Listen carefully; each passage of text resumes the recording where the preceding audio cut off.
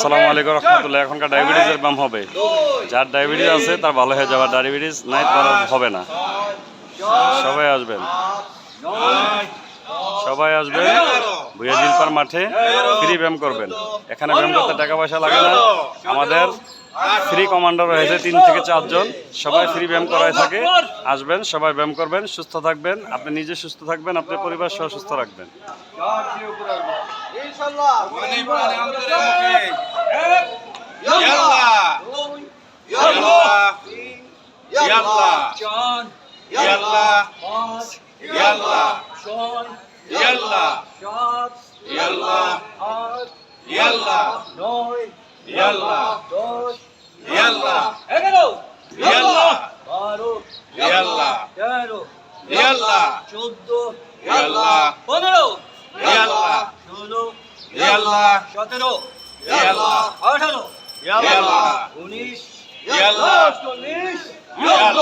আল্লাহু আকবার।